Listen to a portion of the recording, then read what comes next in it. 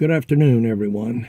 I'm going to do a little video here about sexual harassment and various types of protests that people do, about whistleblowing, and about a few other things. And I just want to let everyone know that the Me Too movement that is reporting sexual harassment by these ladies, and all of them jumping on the bandwagon. I think it's a great thing that people do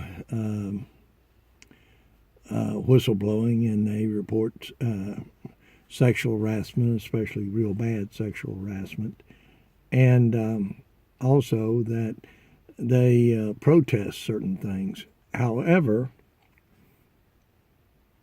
what I want to point out in this video, and also what I'm doing here, is I'm creating a little hashtag, and it's hashtag maybe I'd best keep quiet. Once again, it's hashtag maybe I'd best keep quiet. Now, regarding sexual harassment, it's prevalent and has been for ever since the human race started to exist. I mean, men are men and women are women. Men are sexually aggressive and always have been. That's just the male of the species, whether it be people or animals, most animals, the male of the species is sexually aggressive. That sexual aggressiveness can lead to what many women feel is sexual harassment. Sexual harassment, defined, is unwanted sexual advances. Now, sexual advances can be certainly wanted, and they can also be unwanted. I know young girls will go to dances when they're young, 14, 15, 16 years old, and if nobody asks them to dance, they'll actually cry. Now, they want advances. They want guys to come up and ask them to dance. And a lot of women, when they go out partying to a bar or someplace, if they're by themselves or with a couple other ladies, they want to be hit on by guys. And indeed, a lot of times the guys wind up taking the young ladies home, and they may or may not have sex, or may not have some sort of future relationship as a result of that encounter. So the bottom line that men are sexually aggressive, that's just the way it is. Now, why am I doing this hashtag, maybe I'd best keep quiet, is because the media gets a hold of this sexual harassment stuff in the military and in the various news outlets, and I mean, they run with it. I mean, anything that's going to be a story that's going to grab people's attention, these news media outlets will run with it. And that's always been the case. A mass murder where 50 or 100 people get killed, or some sort of school shooting. I mean, the news media is all over it because it gets people's attention. And people are interested in those kind of stories. Now, what the news media don't tell you about the sexual harassment in the Me Too movement is that many women who have reported sexual harassment in the workplace, in the military, and other places, have, in fact, lost as a result of reporting that. The way the military looks at it, and I spent 23 years in the military, so I know a little bit about it. The way the military commanders look at it, I don't care whether they're men or they're women, the way military commanders look at it is, I don't have time for this crap, okay? The way corporations look at it and government agencies look at it, the way their heads, head of the corporation, or higher-ups in the corporation, or head of the government department or higher-ups in the government department that have people work for them, the way they look at it is this: I don't have time for this crap. Now that's dealing with sexual harassments and all kind of protest and whistleblowing and so forth. So as a result, they tend to transfer people that cause problems. Like if a young lady reports that she's been sexually harassed in the military unit, that's a good way for her to get reassigned, and reassigned fairly quickly. It happens all the time. Military commanders always have had a tendency not to deal with their problems head on. They will transfer the individual and let it be somebody else's problem. So, I will say this to any young ladies, whether they be in government or whether they be in the news media or whether they be work for some corporation or in the military. I will say this: if you feel you're being sexually harassed, you need to deal with it, and deal with it in a way so as not to bring the leadership into play on the situation. That is, unless you want to be reassigned or you want to get bad performance reports, or you want to get it entered into your personnel records that you're a sexual harassment reporter, and in which case that will affect your promotions, and it definitely does. Now, you notice all these settlements on these sexual harassment suits. I know the one that the big news media outlets had. They did some sexual harassment settlements with several ladies that had worked for the outlet, and they put right in those settlements that those ladies could never, ever again work for that news media outlet or anyone associated with that news media outlet.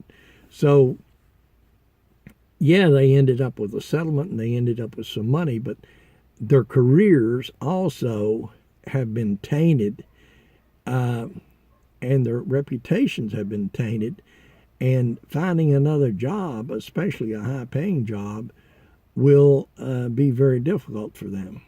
Now, let me say this about protest. You take Colin Kaepernick, who has protested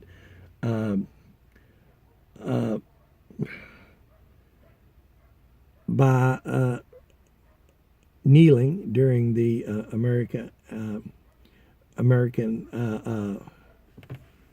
during the playing of the anthem, the U.S. anthem, at the football games, and he started that many years ago. He has suffered in that no NFL team has drafted him.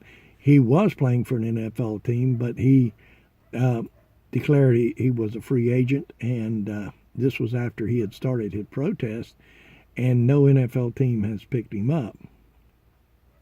A very talented individual, but let me say this regarding Colin Kaepernick, or any young lady or anybody out there that works for the government or any corporation or any sports franchise. I don't care how talented you are. These people that are running the show, that are running these news organizations, these corporations and government agencies and military units, departments, they are not going to tolerate protest, and they're not going to tolerate a lot of sexual harassment claims from individuals. There's a lot of things that they're not going to tolerate. So what I'm saying is this: you really need to think about what you're thinking about doing. Regarding the sexual harassment thing, women have to deal with men coming on to them. Women have to deal with males being aggressive and making passes at them. But by the same token, men have to deal with rejection. And rejection, as far as a male is concerned, is a bitter pill to swallow. And it can hurt a man really emotionally. And it can hurt a man as bad, in my opinion, as a woman who's being sexually harassed. I mean, she's being sexually harassed and she don't like it, or she has sexual advances being made to her that are unwanted, and she don't like it. Well, a man, by the same token, when he asked a young lady out to lunch or out on a date, if a man gets rejected, if he asked her several times, then it hurts. It hurts a man's ego. So men, women are not the only ones that get hurt as a result of this. Men and women need to learn how to deal with each other. And I think one thing that's the education system, schools, parents really need to teach more of that. And as a result of the integrated operations of the military and corporations and so forth, having men and women working side by side and doing the same jobs, it's really a good thing, because it's helping men and women learn how to live together and how to deal with each other. It's also helping men to be less upset when they get rejected by a woman. It's also helping men to be able to talk to women and deal with women more successfully. And also it's helping women be able to deal with men more successfully. So what I'm saying is if you've got something you want to protest, or if there's some sort of sexual harassment going on that you don't like, or if you want to blow the whistle regarding something within your organization, regardless whether it be military or some sort of corporation or news media or whatever, I'm saying that you might want to think about it, and you just might want to be quiet. You really need to think this thing through. Is it really worth reporting this stuff, and is it really worth taking the hit that you are very likely going to take? Yes, you may ruin somebody's career. Yes, you may indeed cause an individual some problems, or you may cause an organization or a corporation some problems, whistleblowing or protesting or whatever. But the bottom line is you also may ruin your career and have a really, really difficult time finding a job. So you just might want to shut up. You just might want to be quiet.